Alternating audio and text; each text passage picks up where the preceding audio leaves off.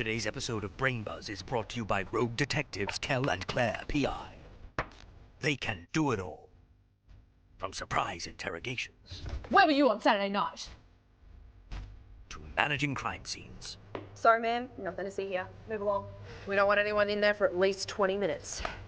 It's bad. Real bad. And they're masters of disguise. We're nailing this. Got 'em. Kellyn and Clare, PI. Solving crimes, whether you want them to or not.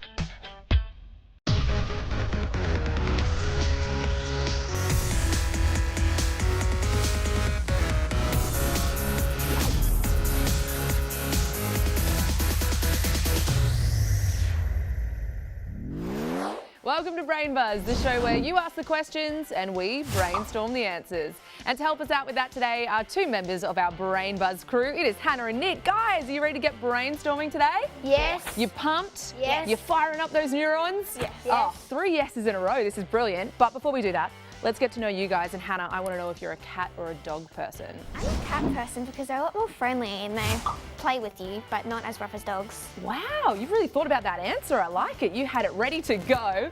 And Nick, let's talk dogs again, but hot dogs or hot chips? Which one would you prefer? Hot dogs. Yeah, how come? Because it's bigger and it can fill your stomach more. I like it. A true boy answer. Well done there. Well, I think it might be time to download our first question from the BrainBuzz cloud. Oh, there it is. Stop, I got a little question about that. What is DNA? This is a good one to get us going. Guys, what is DNA? Hannah, do you have any thoughts? I think DNA is unique to every person and there's genes in it, so you might get it from your parents or further on in your family. I think it's like in your body. It's in your body indeed. I think you're on the right track there. Do you have anything to add, Nick? I think DNA is something that every person has and it's different. So my DNA is different to yours and everyone else. And do you think it makes us who we are? Yes, or definitely. why we have specific characteristics? Definitely. And where do you think you find the DNA? Cells? Bloodstream? I think cells. Cells? Yeah. You guys might just be on the right track, but to find out if we are right, let's head over to Claire in the think tank.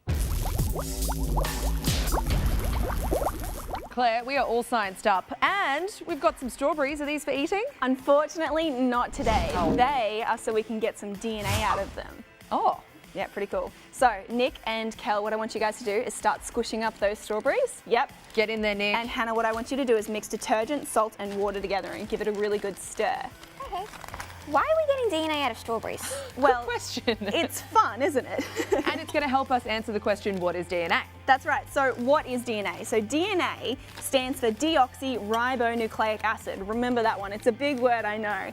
DNA is a chemical in our bodies and it's a really, really long chemical. And on that chemical, there's like codes. And those codes are what we call genes, which I know you know about, Hannah, because you mentioned them before. And those genes basically show us who we are. So they give us blonde hair or brown hair or make us a boy or a girl or anything like that. So what you guys are doing, you're mushing up those strawberries so you can break up the cells. And Hannah, what you've made is the extraction fluid. So the next step is we're going to mix this extraction fluid into the strawberries. Are they nice and pummeled? Look, we're trying our best here, Nick. What do you think? Give them a bit of a punch. Oh, let's punch him. Yeah, keep stirring, Hannah. Let me see. I think they're all good. I feel like that's pretty perfect, squished. perfect. Okay, so can you open up the bag for me? Yeah, Nick? sure. And Hannah, you're going to pour the extraction mixture into the strawberries. Here we go. Now what this is going to do, the salt and the detergent are going to get the DNA out of the cells for us. Now close up the bag for me, Kel. All right, I'll help with this one. And Nick, give it another little mix. Good work, guys. Look at that. That looks disgusting. Beautiful. Claire's like, this is all my science dreams realised right here. Do you want to mix that up? That's great. Look at that. Okay, so when you have that mixed up, may I see? Perfect. When you have it mixed up, you strain it. And then you get something just like this. This is that strained strawberry extraction mixture. Now, the next part I'm going to do, because it's a little bit fiddly, Okay. what we add on top is something called isopropyl alcohol. And that's going to create a layer. You can watch really carefully just above the strawberry mixture. That's going to create a layer that helps the DNA move up to the top of the strawberry mixture and away from everything else. Can you start to see a clear layer? I can see a bit of separation happening, guys. Now, what we're going to start to see is a little bit of white strands, and that is the DNA. Now, you can see it on the side here, that white stuff kind of looks like spit. Now that is strawberry DNA. Wow. Oh, whoa. So that makes strawberries strawberries. That is, yep. There you go. Guys, what do we think of that? That's Really pretty amazing. cool. Pretty amazing. Will we ever look at strawberries the same way again? Probably not. Probably not. Well, thank you so much for Claire. Excellent work in the think tank, but don't you go anywhere because up next, I'm going to be donning a very snazzy detective outfit to team up with the police, and Claire here will be hot on the heels of a BrainBuzz cookie thief.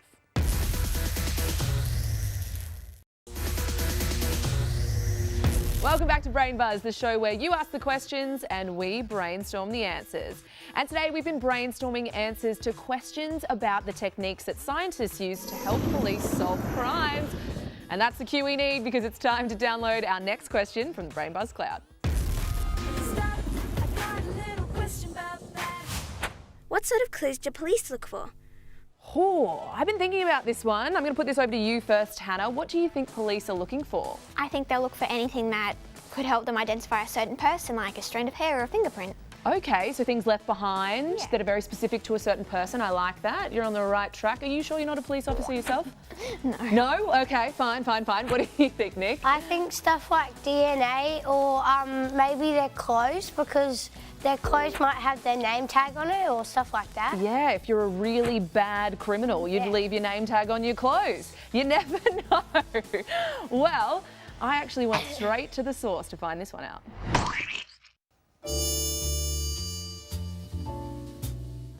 Anyone can look at a crime scene, but only select few can actually see what happened there. Am I one of them? No. But I have a snappy detective outfit and a fast-talking internal monologue, so I'm ready to learn. My first assignment, a break-and-enter scenario, a training drill for rookie cops. That's when I discovered that forensic investigation isn't so black and white. Okay, Chrissy, so what's the first step when you start investigating? What do you do? So I have a chat to some witnesses and see what they have to say, and also look at security footage and see if there's anything on there that can help us. Nice, and after that, what happens next? And then I have a bit of a cursory look around the scene and see if there's anything obvious that stands out. Okay. After scrutinising the scene, I was shocked to discover nothing. I saw zero clues. Seriously, nothing. But through the eyes of a pro, the details of this crime scene sprung to life. So what's going on here, Chrissy? It just looks like an open door to me. And it is exactly that, an open door, but more specifically, it's probably the likely point of entry. Oh, okay. So what happens next? Well, we can dust for some prints because it's probable that the suspect has actually touched this area around here. Let's dust for prints. Okay.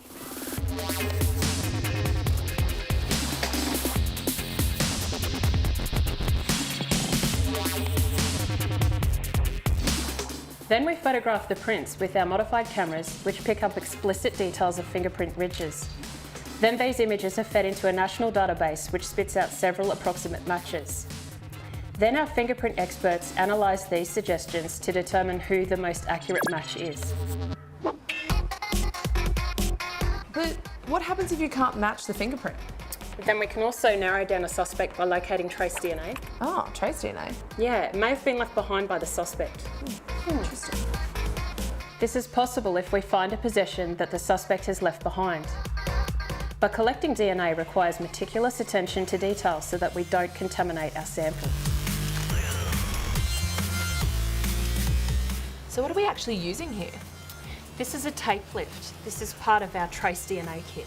So it's used to pick up trace DNA. Okay, stuff that's left behind, possibly like skin cells? Exactly. These are called epithelial cells and they're invisible to our eye. Wow. And then what happens after you've gotten the skin cells on the tape lift? We put it in an evidence envelope and it gets sent off for analysis with our experts. The results of this analysis will tell us if DNA was left behind and who it belongs to. Then it's up to investigators to question the suspect and ultimately put away the guilty party. Which means our job is done. Well done, Chrissy. We did it. Actually, Kel, there's still a lot of work to do. Yup. We did it. Well, there you go. Thanks to some pretty average detective work on my behalf, we now know that police use trace DNA and fingerprint databases to help locate a suspect. But what other methods do they use to solve crimes? To help us solve that answer is today's BrainBuzz guest. It's Dr. Rob Bell. He's tall, blonde, and loves science. Love science indeed. Dr. Rob, welcome. Thank you very much. Ooh, those are for you. What's with the glow sticks? Well, I thought we'd have a dance party. You! But more importantly, it's a bit of crime scene chemistry. So guys, can you crack those and get them going? Oh, that's it. good cracking, Good Hannah. cracking She's noise. right into that. All right, now give them a mix. Now when you're doing that to a glow stick, what do you think you're actually doing? Are you mixing the chemicals? You're mixing chemicals. So inside a glow stick, there are two chemicals. Let's call them Part A and Part B because they've got long and ridiculous names. Yeah. But when you mix Part A and Part B, wow, you can really see it in that one there, Hannah. They glow. Basically, they produce energy in that reaction. It reacts with the dye, and they glow. Oh! Now, a glow stick is not the only place you can find a glow. Can you think of anywhere, maybe in nature, Nick, where you might see a glow? Glowworm? A glowworm. Glowworms glow. Yep, they do it to attract their prey. There's fireflies, some squid do it. Lots of cool places. So in a glow stick, we call it chemiluminescence. That's just sort of a fancy name for the reaction. In nature, they call it bioluminescence. Huh. I think that's all pretty fascinating, don't you? That makes sense. I like it. But what does that have to do with... Oh, with solving crimes. Yeah. Right, that's the reason we brought them in, not dance parties. Okay, so forensic scientists actually use this technique to find trace evidence at the scene of a crime. Instead of having Part A and Part B in a glow stick and having a dance party, they have Part A in a spray bottle and Part B is actually the stuff they're looking for, which is usually trace blood. So what I'm going to do, let's everyone put our safety glasses on, those that don't already. I'm going to put our trace evidence on your carpet tiles. I'm going to get you guys to spray the luminol spray. Which is what's in which that is bottle? What's our this? Part B. This is our fake blood, basically. Now, horseradish, looks- bizarrely, horseradish works really well as fake blood. So, and Really? yeah, just spray away. Spray it all on top there and see if we can't get it to glow. We will need to lower the lights though before we see a glow. So let Hannah to have a town. spray as well. Load it up now. Yeah, load it up. You need lots of mixture on there. That's good. All right, let's lower the lights and see if we can see our evidence glowing. So this luminol is what police use? Ooh. Oh, look at that! How cool is that? Cool. So this is actually how they find trace blood at the crime scene, and they can find really, really tiny amounts. Oh, my fingers are glowing as well. Must have been me. You're the culprit. This is how they actually find stuff at the scene of a crime. Not just horseradish, obviously, but trace amounts of blood. That'd be a strange criminal leaving Leaving horseradish. It's strange. Well, Dr. Rob, that was amazing. What do we think, guys? That was That's so cool. It's so cool to see it in the flesh. And thank you so much for showing us that chemistry is a part of crime scene investigation. My pleasure. You can come back anytime. But for you guys at home, it's time for our brain drain.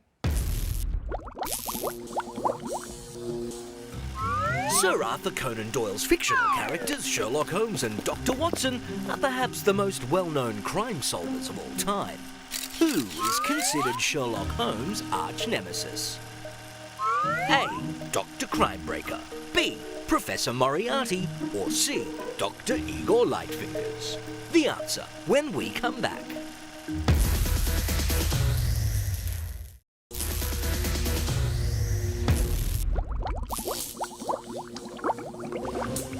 Who is considered Sherlock Holmes' arch-nemesis? A. Dr. Crimebreaker. B. Professor Moriarty. Or C. Dr. Igor Lightfingers. The answer is B. Professor Moriarty. Sherlock Holmes and Dr. Watson used all manner of forensic science and keen observation to unravel crimes that even the police couldn't solve. Welcome back to BrainBuzz. Now, we just had our brain drain there. Hannah, did you guess B, Professor Moriarty? No, I didn't guess B, I guess C. Oh, so close. So close. What about you, Nick? I took a guess and I actually got B. Yes, ultimate success. Well done. But right now, it's time to fire up the BrainBuzz satellite for our Not Life Cross. And today we are crossing, not live, to two of the most famous detectives of all time, and we are finally going to get to know the real Sherlock Holmes and Dr. Watson. Gentlemen, are you there? Can you hear us? Guys? Yes. Hello. Thank you for having us on today. How are you? I'm Dr. Watson. This is my most esteemed colleague. Yes, hello. Sherlock I am Dr. Watson. No, you're Holmes. We discussed this. So I am Sherlock Holmes. Yes. Lovely to meet you, gentlemen. We've already got a bit of a mix-up with the names, but we do have some questions coming your way. Who's the better detective? Wonderful question, thank you. Well, of course, the most wonderful detective to ever walk the earth is my most wonderful friend, Sherlock Holmes. He is the most wonderful detective, yes. I once found a bunch of coins in a pond. I don't suppose there's another question. We could move along now. Great detective, leave it at that. What's the trickiest crime you've ever solved? Ah, another wonderful zinger. Well, we once discovered that there was a missing Peking duck. Didn't we, Sherlock? Oh, that's right. That was delicious. No, not takeaway dinner. I put some tomato sauce on it. Oh, man, it went down the tree. I must apologise. There's been a bit of a mix-up about the Peking duck. Another question, perhaps? What investigation are you doing right now? Actually, I'll answer that one. Oh. I've lost a tooth recently. Could be interesting. And I'm just wondering if any of you guys possibly saw it. Where were you on the night of the 28th? Sherlock, I don't think they're suspects. I'm pretty sure they're in the 21st century. Oh, I don't know. You never can be too sure with these kids with their little hands. Were you guys anywhere to be found on the night of the 21st? In bed? Sleeping, probably? Yeah, look, we're going to have to leave it there, Dr. Watson and Sherlock Holmes. Thanks so much for your time and good luck with remembering who you are, hey? It's time to download our next question from the BrainBuzz cloud. Are all fingerprints unique? Okay, so we talked about DNA before. What do we think about fingerprints, though? Do we think that they are unique? Hannah? I think they're unique for every single person. Oh, okay. Very strong and staunch on that answer, too. Well done. What do you think, Nick? Yes, because every fingerprint makes, so my fingerprint's different to yours and same with Hannah's and yeah. Everyone's unique, everyone's different. That's what makes us us. Yes. Well, there's some great theories, our BrainBuzz crew, but Claire actually put them to the test when a terrible crime was committed right under her nose. At 1800 last night, I placed a jar of cookies on my desk. At 1801, I attached a note clearly saying to not eat my cookies. Between 1801 and 07:45 the next morning, my cookies were eaten. We don't get that much crime in the office. When we do, I take it very seriously. Now I'm on a mission to find out who did it.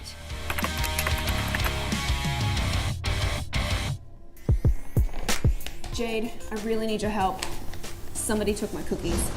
Claire, leave it to me. I think we can find out who did it. All right. See anything? No. This means there's no patent fingerprints, which are fingerprints left in grease or paint. Does that mean we're not going to find anything? No, Claire, leave it to me. We can try something else. Okay. Fingerprint powder. So fingerprint powder is the best to get off of the glass. The particles are so fine that when we dust over the top of the glass, that any residue of sweat or oils or fats on the tips of our fingers that have left the fingerprint will get picked up and we'll be able to see it. We found one. We did. Looks like somebody stole your cookies from the jar. Now I just need to take a photo and upload it to the computer.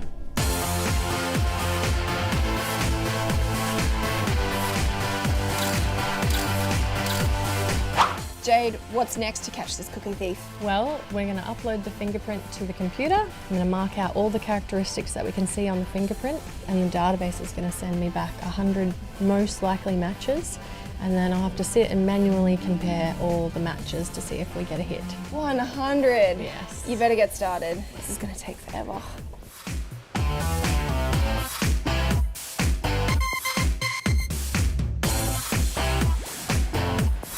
Done.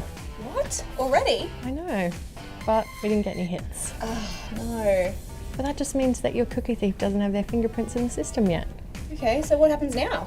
Well, now we'll keep it on file, and when your cookie thief gets their fingerprints taken, it'll come back with a match. Okay, well, thank you for all of your help, Jade. That's okay. And if anyone fesses up, I'll let you know.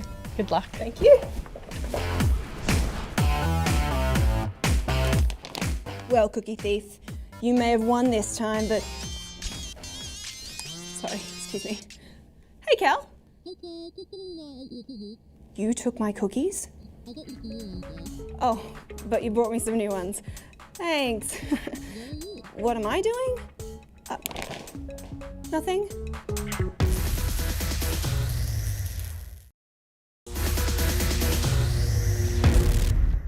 Time for the top 5 things not to do at a crime scene. In 5th place, do not use the toilet. Go anywhere but the toilet. Do not step in the suspect's footprint to compare sizes.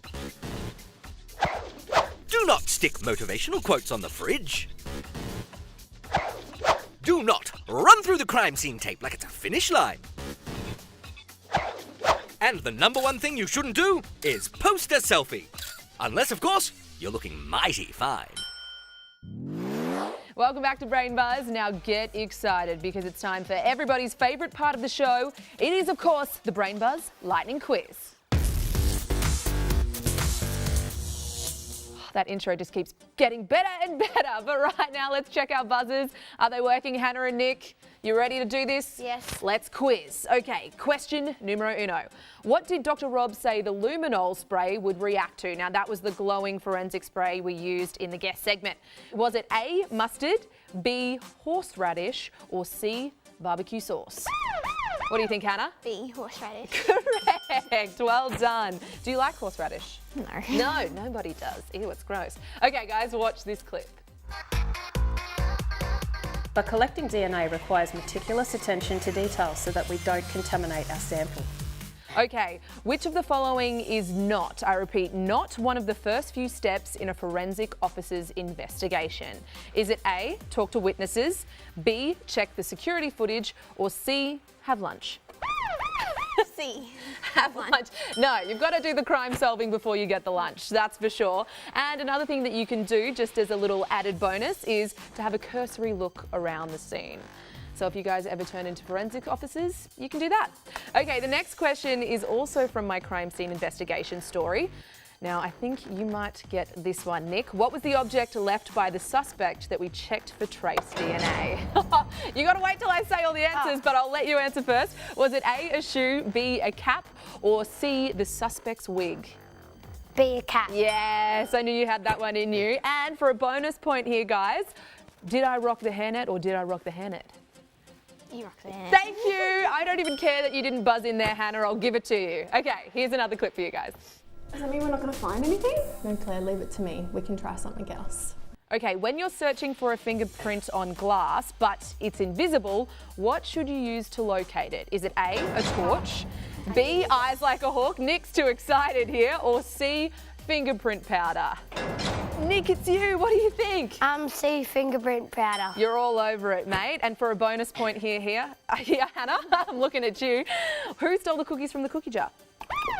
You did. I did, but I replaced them. Yes. So that was nice of me, wasn't it? Yes. Okay, last question, guys. Hands on buzzers. Get ready for this. What does DNA stand for? Is it A, don't know anything, B, down now anyhow, or C, deoxyribonucleic acid? C. Do you want to try and say it? Deoxyribonucleic acid. It's so hard, isn't it? Well, you guys did excellent quizzing, and for taking part, you win a very prestigious prize. It is a crime solved by Clare and Kel PI. Kellyn and Clare PI, solving crimes, whether you want them to or not. Amazing. Do you guys want a crime solved by Kellyn and Clare PI? Sure. Why not, hey? Do you have any cookie jar issues at home? No. No? Fair enough. Well, Nick, Hannah, you did an excellent job brain buzzing today, but that is all we have time for, so we'll catch you next time on BrainBuzz.